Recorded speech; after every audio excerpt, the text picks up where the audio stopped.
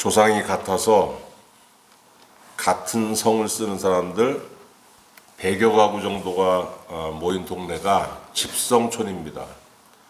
집성촌에 가보면은 거의 대부분의 구성원들이 그 일족들, 같은 성을 쓰는 일족들입니다. 그러니까 이게 뭐냐면은 시족사회 이게. 이런 시족이 몇 개가 모여서 한 사회를 이루면은 그것이 부족사회가 되고, 몇 개의 부족사회가 모여서 덩어리가 더 커지면은 이게 뭐가 되냐면 고대 국가로 발전하는 거예요. 그러니까 힘은 시족사회일 때가 약하고, 부족사회는 시족사회보다 힘이 더 크고, 고대 국가로 발전하면은 그 힘이 어마어마해지는 겁니다. 가나안 땅에 들어간 이스라엘은 인구는 많았습니다. 그 남자만 몇십만 이 정도 됐으니까. 그런데 인구수에 비해서 국가를 이루지 못했습니다. 국가를 이루지 못하고 각 지파별로 12지파잖아요. 12지파. 그러니까 부족사회별로 이렇게 구역을 나눠서 그렇게 생활을 한 겁니다. 근데 그렇게 살다 보니까 인구가 많으면은 힘이 있어야 되는데 국가를 이루지 못하고 부족사회로 나누어 살다 보니까 인구에 비해서 힘을 결집하지 못했어요. 고대 이스라엘 사회는. 어떻게 됩니까? 외적이 쳐들어오면은 이제 효율적으로 대응을 못하는 겁니다. 그 백성들이 괴롭잖아요. 침략을 받고 그러면은 하나님께 부르짖습니다. 그랬더니 위기의 순간마다 하나님께서 사사를 세워가지고 외적들을 물리치고 이스라엘을 구원하셨더라. 이 내용이 구약성경 사사기입니다. 사사기.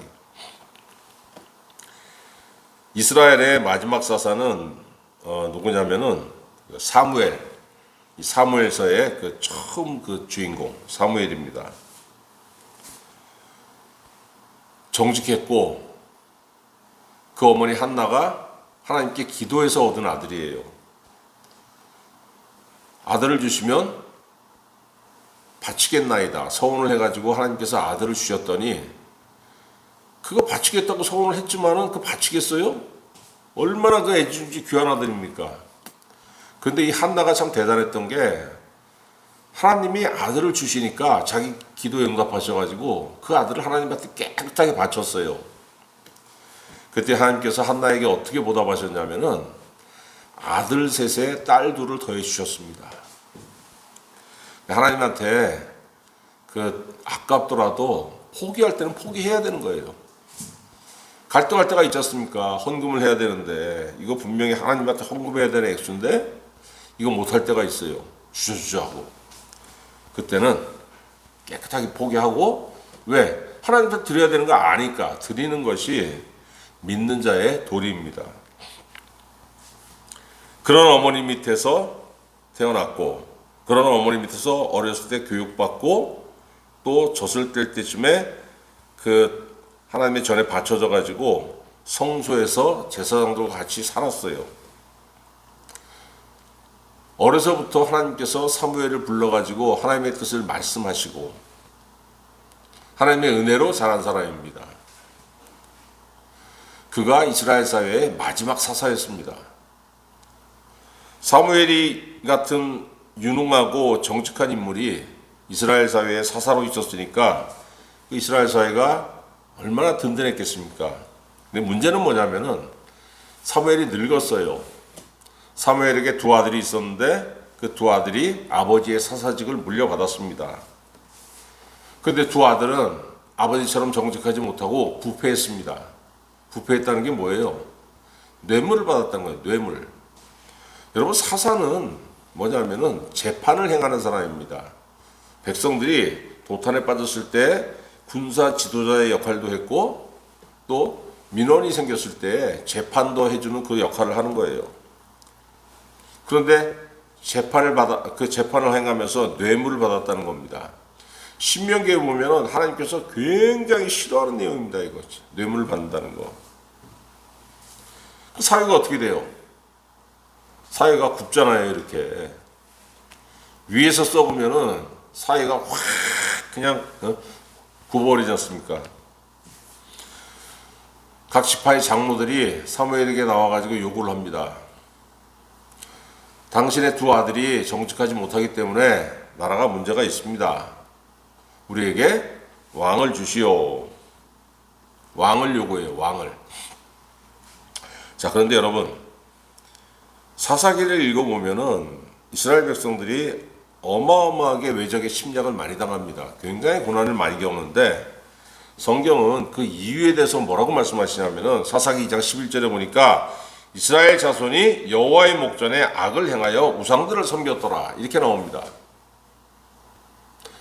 왜 외적이 침략을 하고 왜 내 인생에 고난이 들어오느냐? 분명히 말씀하시는 거예요. 너희는 내 백성 아니냐? 너희는 믿지 않는 사람이면 얘기를 안 합니다. 그런 건 성경에서 그 대상이 아니에요. 그런데 너희는 믿는 자들 아니냐? 내 자녀들 아니냐?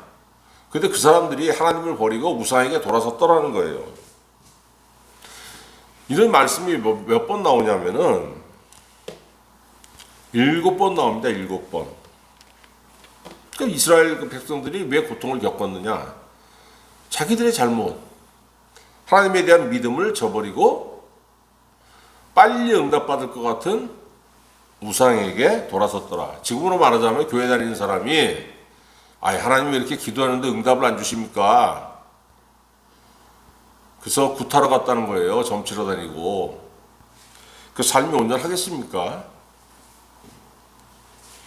그런데 이 장로들이 와가지고 지금 사무엘에게 뭘 요구하냐면 우리에게 왕을 주시오.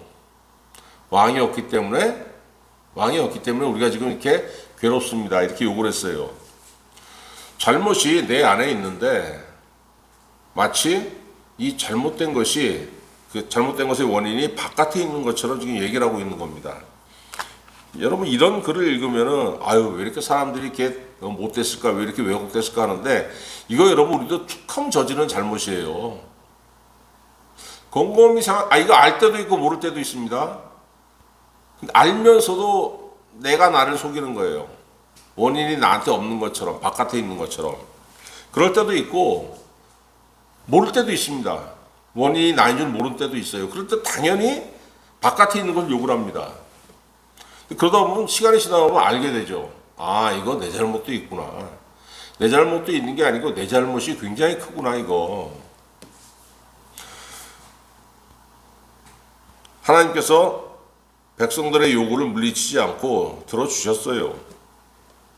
그래서 사울이라는 사람을 택해가지고 사무엘에게 하나님께서 말씀하십니다. 사울이라는 사람을 만나게 될 텐데 그에게 기름을 부어서 왕으로 세워라. 사무엘상 10장 1절에서 하나님께서 말씀하시고 사무엘이 사울을 만났을 때 그렇게 기름을 부어 세웠습니다. 이스라엘은 제사장과 선지자와 왕을 세울 때 그냥 세우는 게 아니고 머리에 그 감람유를 부어가지고 세웠어요. 감람유를 왜 붓냐면은 이 사람은 하나님의 일을 하는 하나님의 종이라는 표식으로 그 기름을 붓는 거예요. 그럼 선지자가 하나님의 종이죠. 제사장이 하나님의 종이죠. 왕도 하나님께서 기름 부어 세우라고 말씀하신 게 뭡니까? 왕이지만은 그 역시 나의 종이야. 나의 일을 하는 사람이야. 하나님께서 이렇게 구분을 하시는 거예요. 하나님께서 사무엘을 통해서 사울의 머리에 기름을 부었더니 어떤 일이 발생했느냐? 사무엘상 10장 10절에 보니까 사울에게 성령이 임해가지고 사울이 예언을 하더라는 겁니다. 예언. 그럼 하나님께서 왜 사울을 왕으로 세우시고 그에게 성령을 부어주셨느냐? 여러분 왕은 그냥 자기 백성에게 군림하는 것이 사람이 아니고 이스라엘의 왕은 하나님의 뜻을 받아가지고 하나님의 일을 대신 해야 되는 사람인 거예요. 그럼 하나님의 뜻을 알아야 되지 않습니까? 근데 사람이 어떻게 하나님의 뜻을 어떻게 알겠습니까? 사람은 하나님이 어떤 존재인지 도저히 가늠조차 못해요. 그런데 어떻게 하나님의 뜻을 일부분이라도 알 수 있냐면은 하나님께서 자기 뜻을 말씀으로 기록하시고, 그렇다고 우리가 성경을 읽는다고 이해가 갑니까? 그런데 이해가 될 때가 있어요. 언제? 성령이 역사하시면은. 성령이 역사하시면은, 이 말씀 이래서, 이 말씀 이런 뜻이구나, 이해가 될 때가 있고, 성령이 역사하시기 때문에 하나님의 뜻이 무엇인지 꿈으로 응답받을 때도 있고, 기도하다 보면 하나님께서 깨닫게 해주실 때도 있고. 그래서 우리는 무지하지만은 순간순간 하나님의 뜻이 어떤지 깨닫고 조금씩 앞으로 나가는 게 성도의 삶인 거예요. 하나님께서 너는 내 뜻을 알고 내 뜻대로 행해라, 이런 의미로 사울에게 성령을 부어주셨는데, 사울에게 성령이 임하니까 사울이 뭘 했냐면은 예언을 했다고 되어 있습니다. 예언.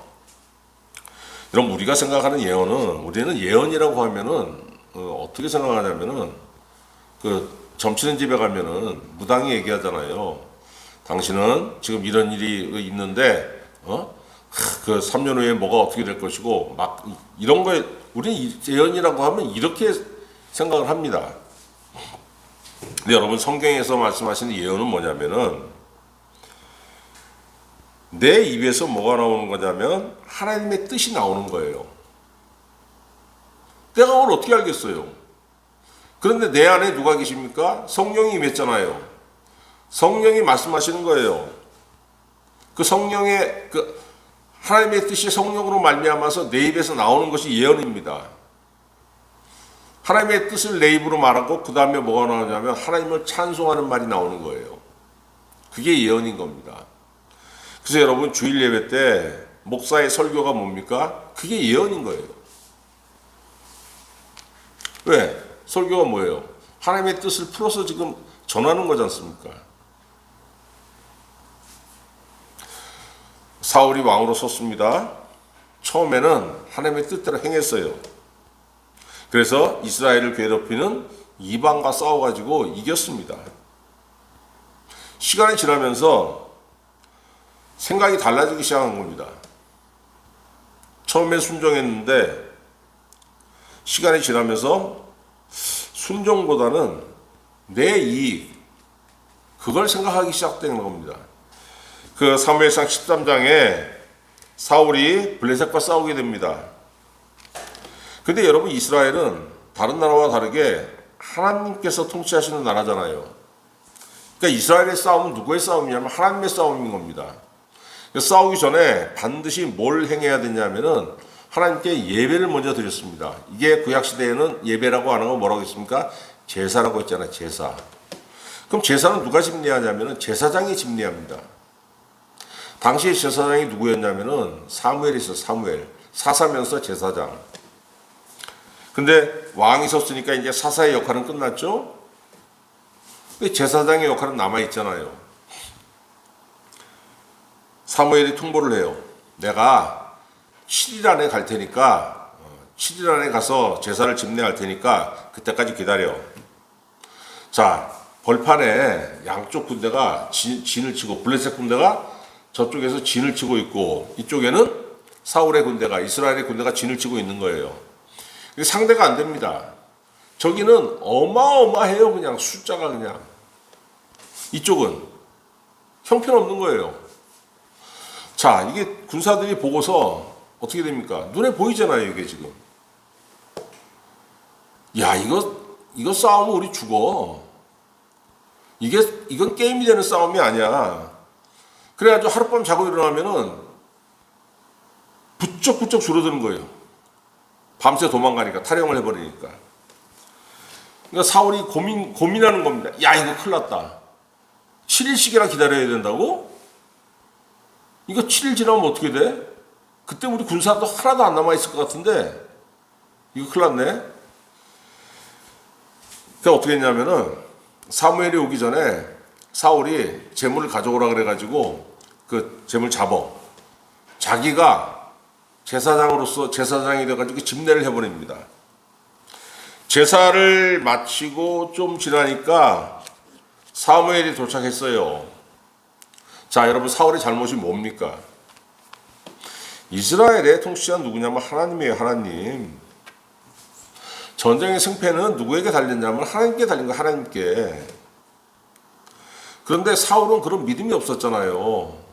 그러니까 하나님을 바라보지 않고 병사들을 바라본 거예요. 자꾸 타령하네? 타령을 한 명도 타령하지 않아도 지금 될까 말까 한 싸움인데 뭐 하루가 지나면 막 몇십 명, 몇백 명이 쑥쑥 빠져버리니까 불안한 겁니다. 여러분, 사울에게는 하나님이 힘이 아닌 거예요. 누가 힘입니까? 자기 군대. 그러니까 불안하니까 제사를 먼저 드려버리면은 백성들이 안심하고 군사들이 안심하고 타령하지 않겠지. 이런 마음으로 자기는 제사를 집례할 권한이 없음에도 불구하고 자기가 제사장의 역할을 수행해버린 겁니다. 결국은 뭘 증명한 거냐면은 나 믿음 없어. 나 하나님을 의지하지 않아. 이거를 여러분 그 사울이 사무엘상 13장에서 증명을 한 거예요. 자기 스스로. 결과가 어떻게 됐습니까? 사무엘이 뭐라고 해요? 사무엘상 13장 13절에서 왕이 망령되이 행하였도다. 왕의 하나님 여호와께서 왕에게 내리신 명령을 지키지 아니하였도다. 당신이 왕으로서 지금 해야 될 건 뭐냐면 제사장인 나를 기다리는 거야. 군사들이 타령하든 말든. 그리하였더라면 여호와께서 이스라엘 위에 왕의 나라를 영원히 세우셨을 것이오늘 지금은 왕의 나라가 길지 못할 것이라. 무서운 말씀 아닙니까? 믿음이 없어가지고 믿음이 없는 것을 행동으로 내보였더니 바로 견책이 오는 거예요. 지금은 왕의 나라가 길지 못할 것이라. 여호와께서 왕이 명령하신 바를 왕이 지키지 아니하였으므로 여호와께서 그의 마음에 맞는 사람을 구하여 여호와께서 그를 그의 백성의 지도자로 삼으셨느니라. 너 아웃이야. 너에게 남은 시간 얼마 되지 않아. 교체한다고 지금 바로 사인이 와버리는 거 아니에요. 한 번 잘못했다고 하나님께서 그러셨겠습니까? 그렇지 않습니다. 이미 사울의 마음속에 그게 오래됐기 때문에 그리고 그의 행동에서 자꾸 나왔을 거예요.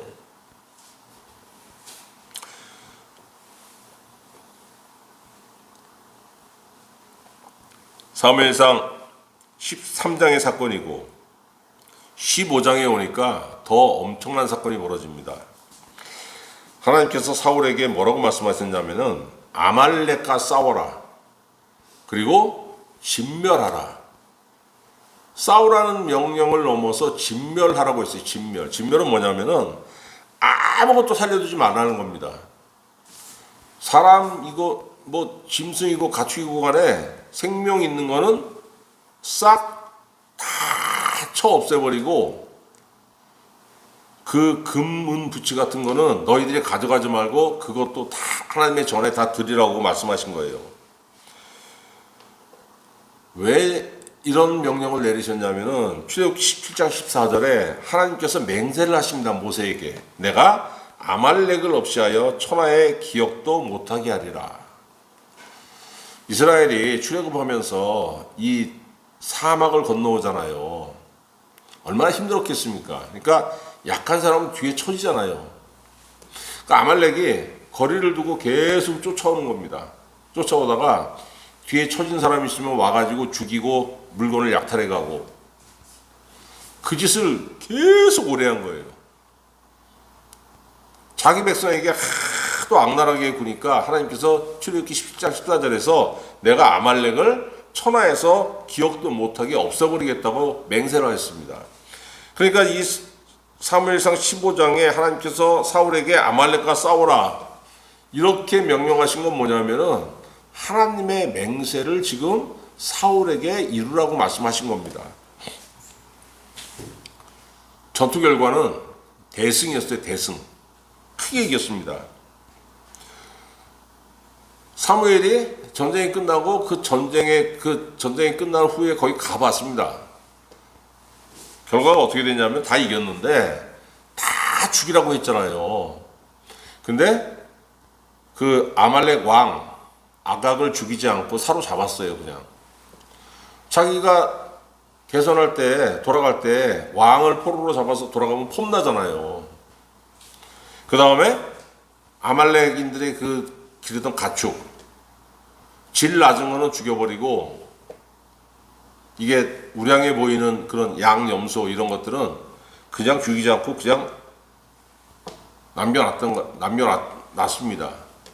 왜 그랬겠어요?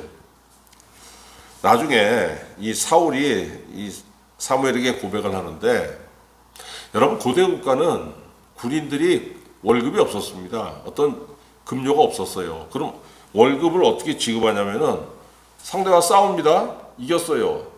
그럼 상대 쳐들어가서 죽이고 약탈을 하는 거예요. 그 사람 주머니 뒤져보면 거기서 금부치도 나올 것이고 뭐도 나올 것이고, 또 상대방 마을을 점령해가지고 그 가축도 있고 뭐 재산도 있고 그럴 거 아니에요. 그거 싹 다 털어오는 거예요. 약탈을 하는 겁니다. 노략질. 그게 뭐냐면은 승리한 군대의 급료였어요. 급료. 월급.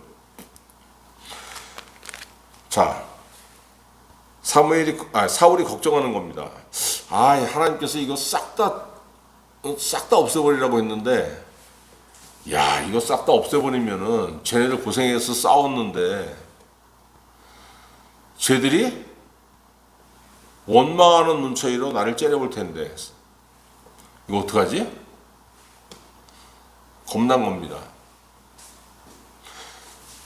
하늘에서 나한테 명령이 내려와요. 하나님께서. 그리고 사람들이 나한테 요구하는 게 있습니다. 이 두 가지 압박에 시달릴 때가 있어요. 그런 경우가 많습니다, 여러분. 내가 애써 모르는 척 하는데 사실은 이 두 가지 요구에 내가 많이 부딪히는 거예요.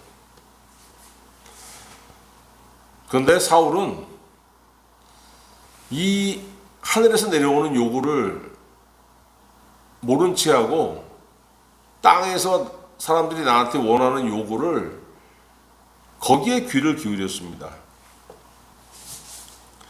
반대가 되죠, 반대가. 자, 그랬더니 하나님께서 평가하십니다. 사무엘상 15장 11절. 얼마나 무서운 말씀하시냐면은 내가 사울을 왕으로 세운 것을 후회하노니 내가 너에게 은혜를 주었는데 시간이 지나고서 보니까 내가 너에게 은혜 부어준 것을 은혜 부어준 것이 후회스러워.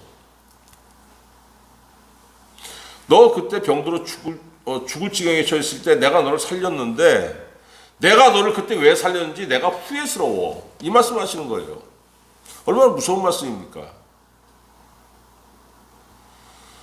또 15장 28절에 사무엘이 얘기합니다. 여호와께서 오늘 이스라엘 나라를 왕에게서 떼어 왕보다 나은 왕의 이웃에게 주셨나이다. 하나님이 나를 세우셨으면은 내가 누구를 바라봐야 되냐면 하나님 바라봐야 되는 거예요. 근데 사울은 하나님 바라보지 않고 하나님 나를 세우셨는데 땅을 바라봤죠. 사람을 바라보고. 하나님께서 사무엘에게 뭐라고 하시냐면은 베들레헴 땅에 가서 이새의 아들 중에 한 명에게 기름을 부어라. 그리고 왕으로 세워라. 이렇게 말씀하십니다. 거기서 세움받은 사람이 누구예요? 다윗. 여러분 사무엘상 16장 14절에 굉장히 무서운 말씀이 나오는데 여호와의 영이 사울에게서 떠나고 여호와께서 부리시는 악령이 그를 번뇌하게 한지라. 하나님의 뜻이 사울에게서 있다가 하나님의 뜻이 사울에게서 떠나니까 사울에게 뭐가 역사하냐면은 더러운 귀신의 역사가 있었다는 거예요. 귀신의 역사. 그런데 이제 사울이 귀신의 지배를 받게 됩니다. 그리고 사무엘이 가가지고 다윗에게 기름을 부은 것을 알았어요. 자, 이제 사무엘서를 읽어보면은 사울과 다윗 사이에 많은 일들이 있는데 그건 다 생략하고, 저게 내 대신 왕이 되겠구나, 이걸 알아요. 그래서 죽이려고 합니다, 사울이 다윗을. 오늘 본문 말씀에 다윗이 어디로 도망갑니까? 라마 나엿이라는 곳으로 도망가요. 라마 나엿은 어디냐면은 라마라는 지방에 나엿, 사무엘이 신학교를 세웠어요. 신학교를 세워가지고 거기서 누구를 양성하냐면은 선지자 생도를 양성합니다. 사무엘이 그 선지자 생도들과 그 신학교에서 같이 먹고 자고 하면서 그 선지자 생도를 그 선지자로 키우는 곳이 바로 라마 나엿이라는 곳이에요. 다윗이 글로 도망갔습니다. 왜? 사무엘이 베들레헴으로 와가지고 자기에게 기름을 부어서 자기를 세운 사람 아니에요. 그런데 왕인 사울이 지금 나를 죽이려고 하니까 사무엘에게 도망간 겁니다. 그래서 그 선지자 신학교에서 같이 먹고 자고 이렇게 도망가서 이렇게 했던 거예요. 어떤 사람이 라마나엿에 다윗과 사무엘이 같이 있는 것을 보고 사울에게 고발을 합니다. 사울에게 이릅니다. 사울이 그 얘기를 딱 듣는 순간 이게 현타가 오는 거예요. 야, 이거 뭐야? 사무엘 저거는 나를 왕으로 세웠지만은 또 내 왕위가 다른 사람에게 넘어간다고 예언을 한 사람 아니야. 다윗은 바로 그 왕위를 이어받기 위해서 기름 부은 사람 아니야, 사무엘이. 방관할 수가 없는 거예요. 그래서 사울이 다윗을 죽이려고 사람을 보냅니다. 첫 번째 사람을 보냈어요.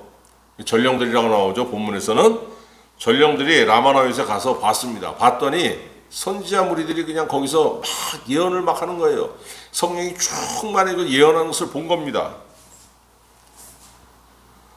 그걸 딱 보는 순간에 이 전령들에게도 성령이 역사해버린 거예요. 이 전령들 입에서 뭐가 나왔냐면 예언을 하기 시작합니다. 전령들이 자기 입으로. 여러분, 예언이라는 것은 아까 말씀드렸지만은 내 안에서 성령이 계셔가지고 성령이 내 입을 통해서 하나님의 뜻을 말하는 게 예언이라고 그랬잖아요. 이 전령들이 지금 그 선지자 생도들이 막 성령 충만해서 예언하는 것을 보면서 성령이 이 전령들에게도 역사해가지고 전령들 입에서도 예언이 나오는데 무슨 내용이 나왔겠습니까? 무슨 내용이? 지금 이 사람들은 다윗을 잡아 죽이려고 온 사람들이잖아요. 무슨 내용이 나왔겠어요? 하나님의 뜻이 나왔을 거 아닙니까? 너희들이 하는 것은 옳지 않다. 다윗은 하나님의 사람이다. 그게 나왔겠죠. 그 다음에 뭐가 나왔겠어요? 이것을 알게 하신, 너희로 하여금 알게 하셔서 너희로 범죄하지 않게 하신 하나님을 찬양하라. 이 내용이 나왔겠죠. 자, 자기 입으로 이런 말을 했는데 그 사람들이 어떻게 다윗을 죽일 수가 있겠습니까? 첫 번째 전령이 그냥 갔어요. 두 번째 전령이 왔습니다. 두 번째 전령도 똑같이 예언을 하게 되고 그냥 갔어요. 사울이 세 번째 전령까지 보냈는데 세 번 다 실패했습니다. 다윗을 죽이지 못하고. 사울이 얼마나 열받았겠습니까? 안 되겠다. 내가 직접 가야 되겠다. 내가 직접 가서 내가 직접 다윗을 죽여야 되겠다. 자, 20절에 사울이 라마 나엿으로 가니라. 하나님의 영이 그에게도 임하시니 그가 라마 나엿에 이르기까지 걸어가며 예언을 하였으며 그가 또 그의 옷을 벗고 사무엘 앞에서 예언을 하며 하루 밤낮을 벗은 몸으로 누웠더라. 사울이 이 귀신의 영이 지배돼가지고 이를 뿌득뿌득 깔면서 다윗을 죽이려고 왔을 텐데 그가 라마나엿이 한참 전부터 걸어가면서 예언을 하기 시작했고 라마나엿에 도착해가지고는 사무엘 앞에 누워가지고 왕의 겉옷을 벗고 왕이 입는 예복 겉옷을 벗어버리고 누워가지고 하루 밤낮을 예언을 했다는 거예요. 무슨 얘기가 나왔겠습니까? 사울의 입에서 사울 자신을 패하고 다윗을 세우는 게 왕으로 세우는 것이 하나님의 뜻이라는 예언이 나왔겠죠. 그 틈에 다윗은 어떻게 했습니까? 도망갔어요. 사울을 피해가지고. 보이지 않는 하나님의 손길이 사울을 막고 다윗을 지키셨습니다. 보이지 않는 하나님의 손길이. 여러분 그 사무엘서를 읽어보면은 이때뿐만이 아니고 다윗이 어마어마한 그 죽음의 위기를 맞이합니다. 근데 그때마다 보이지 않는 하나님의 손길이 다윗을 보호를 해요. 그리고 그 죽음의 위기에 벗어나가지고 하나님을 찬송한 그 노래가 뭐냐면은 시편이에요. 시편. 다윗의 시편들. 위기를 많이 겪었기 때문에 하나님을 찬송도 많이 했어요. 시편 보면 다윗의 시편이 제일 많습니다. 엘리야 선지자 같은 경우에 어땠습니까? 아예 하나님께서 눈에 보이도록 엘리야 선지자를 지키셨죠. 이스라엘 역사에서 가장 타락한 왕이 아합 왕입니다. 아합 왕. 하나님의 제사장과 하나님의 선지자들을 다 죽였어요. 왜? 그 땅에서 여호와 종교를 말살시켜 버리려고. 그 다음에 뭘 장려했냐면은 바알 신앙을 장려했습니다. 바알의 신당을 세우고 바알 선지자들을 양성을 하고, 거기에 대항해 가지고 하나님의 사람 엘리야가 바알 선지자들을 전멸시켜 버립니다. 그랬더니 엘리야를 잡으려고 50명의 군사를 보냈어요. 50명의 군사가 엘리야 앞에 섰습니다. 열왕기하 1장 12절. 하나님의 불이 곧 하늘에서 내려와 그와 그의 군사 50명을 살랐더라. 엘리야가 있고 엘리야 앞에 50명의 군사가 엘리야를 잡으러 왔는데 그 눈에 보이게 하늘에서 불벼락이 떨어져서 50명을 죽였더라는 거예요. 여러분, 하나님은 내 사람을 지키는데 보이도록 지키고 보이지 않도록 지키고. 우리는 어떻습니까? 우리는 다윗을 하나님께서 왜 세우셨어요? 왕으로 삼기 위해 세우셨습니다. 다윗에게 하나님께서 기름 부으셨던 건 다 목적이 있었던 거예요. 하나님 우리를 세우셨죠. 어떻게 세우셨습니까? 우리에게도 기름을 부으셨는데 우리에게 부으신 기름은 뭐냐면 성령의 기름이에요. 성령의 기름. 여러분 인생의 목적지 여러분 압니까? 모르잖아요. 그런데 우리에게 성령의 기름을 부으셨다는 건 뭐냐면은 성령으로 우리를 인도하신다는 겁니다. 그 끝이 어디냐 몰라요. 그러나 하나님 알고 계십니다. 나는 모르지만 하나님을 알고 계시는 우리 인생의 목적지를 누가 인도하시냐면 성령이 인도하시는 거예요. 그러려고 성령을 부어주신 겁니다. 요한복음 16장 13절. 진리의 성령이 오시면 그가 너희를 모든 진리 가운데로 인도하시리니 그가 스스로 말하지 않고 오직 들은 것을 말하며 장래일을 너희에게 알리시리라. 장래일. 하나님께서 너희의 목적지를 이렇게 정하시고 너희를 이렇게 인도하실 거야. 우리에게 말씀하시면서 시시때때로 우리를 인도하신다는 거예요. 근데 우리는 무슨 생각에 사로잡힙니까? 하나님, 내가 누굽니까? 나는 가방끈도 짧고 나는 돈도 없고 나는 약한데 내가 뭘 할 수 있겠습니까? 우리 시시각각 반문하잖아요. 여러분 이걸 뭐라고 합니까? 자괴감, 자조감. 아유, 나 같은 것이 막 내 내면이 무너지는 거예요. 자조감. 내가 나 자신을 깔보는 겁니다. 내가 뭘 할 수 있습니까? 그런데 보이지 않는 손길이 항상 우리에게 있다고 신약성경에 말씀해 주셨습니까? 요한복음 13장 1절 6월절 전에 예수께서 자기가 세상을 떠나 아버지께로 돌아가실 때가 이른 줄을 아시고 세상에 있는 자기 사람들을 사랑하시되 끝까지 사랑하시니라. 예수님 어떤 분이냐? 자기 사람을 사랑하시는데 끝까지 사랑하시는 하나님이라고 우리에게 말씀하시지 않습니까? 자기 제자들을 사랑하신 예수님이, 끝까지 사랑한 예수님이 우리를 제자로 받아주셨기 때문에 우리도 끝까지 사랑하시는 거예요.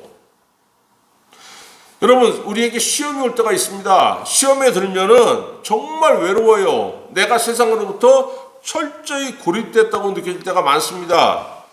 그런데 주님은 그때에도 우리를 도우신다는 거예요. 히브리서 2장 18절, 그가 시험을 받아 고난을 당하셨은즉 시험 받는 자들을 능히 도우실 수 있느니라. 그 누가 아무도 나를 도와줄 것 같지 않는데 하나님께서 도와주신다는 거예요. 왜? 하나님의 아들 예수께서 십자가라는 그 시험을 당하고 그 시험을 능히 극복하셨기 때문에 내가 그 시험을 극복하고서 한 단계 그 믿음이 도약할 수 있도록 나를 도와주신다는 거예요. 누가? 하나님의 아들 예수께서. 하나님, 나같이 무식한 것이 뭘 할 수 있겠나이까? 얼마나 힘들어요. 그런 상황에 빠지면은. 그런데 히브리서 5장 2절, 그가 무식하고 미혹된 자를 능히 용납할 수 있는 것은 자기도 연약에 휩싸여 있습니다. 콕 집어 말씀하시잖아요. 너 가방끈 짧다고 네가 실망할 게 아니야. 가방끈 짧은 가방끈 짧은 너를 예수님이 용납하신다는 거예요. 여러분, 눈에 보이지 않는 이 모든 은혜로 우리를 보호하시고 인도하시는 예수께서 한순간뿐만이 아니고 끝까지 우리와 함께 하시다고 약속하셨잖아요. 마태복음 28장 20절 볼지어다 내가 세상 끝날까지 너희와 항상 함께 있으리라. 이게 마태복음 맨 마지막 말씀입니다. 내가 세상 끝날까지 너희와 항상 함께 있으리라. 이게 예수님의 말씀이에요. 마지막 말씀. 여러분, 세상은 우리를 주저앉히려고 하는데, 그죠? 그냥 야, 이게 뭘 자꾸 일어나서 뭐 믿음으로 올라간다 그래. 넌 그냥 이 땅에 주저앉아. 누르려고 합니다. 믿음이 올라오려고 하면 자꾸 눌러요. 그런데 주님은 어떤 분입니까? 우리를 보이게 보호하시고 보이지 않게 보호하셔가지고 하나님의 뜻대로 우리를 앞으로 나아가게 하시는 거예요. 주저앉기 쉬운 세상 얼마나 힘듭니까? 근데 아무도 나를 도와줄 리 없을 것 같지만은 다윗을 보이지 않게 보호하시고 보이게 보호하신 하나님께서 우리를 보이지 않게 보호하시고 보이게 보호하신다는 겁니다. 하나님의 보호의 손길 안에서 우리는 그래도 앞으로 나아가는 겁니다. 그 보호하시는 만큼 나가는 것이고 도우시는 만큼 나가시는 것이고. 갔더니 어떻게 되는 거예요? 하나님께서 정해주신 그 미래로 우리의 삶이 앞으로 나아가더라는 겁니다. 여러분, 힘들고 어려운 중에도 믿음을 잃지 마시고 소망을 가지시고 하나님께 기도하고 하나님께 용기를 내고 그래서 하나님께서 정하신 미래로 나아가셔서 열매 맺으시고 목표를 성취하시는 귀한 성도 되시기를 우리 주 예수 그리스도의 이름으로 축원합니다. 기도하겠습니다.